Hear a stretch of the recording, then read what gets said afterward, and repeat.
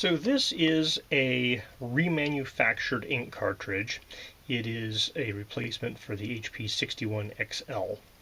And it is a HP manufactured ink cartridge, but if you look at the back here, the markings have been kind of laser etched off of the back of this guy. And then it apparently has been refilled with ink. And if you look closely, you can see there's kind of some glue. It looks like the top has been pried off and then glued back onto it.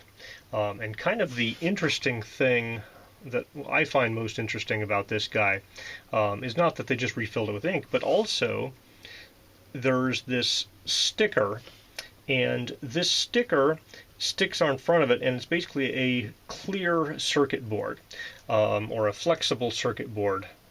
And that circuit board puts a chip in between the printer and the cartridge.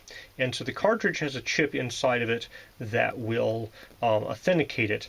And this guy apparently is doing a man-in-the-middle attack. So if we pull this sticker off here, you can see that the sticker is essentially making contact to these pads that the printer would normally be interfacing with.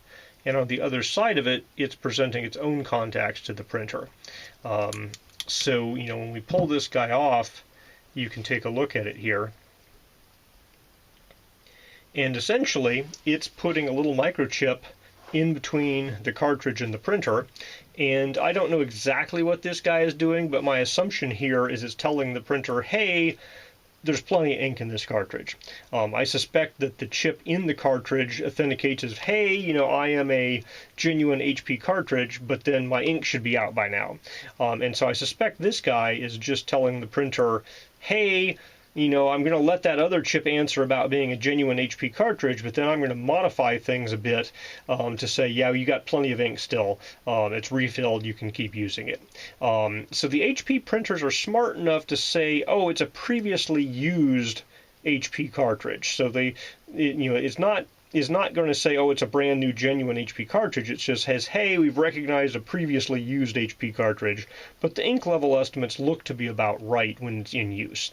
So this is kind of an interesting way they're getting around some of the DRM on this cartridge, basically by putting a man-in-the-middle attack right onto that thing.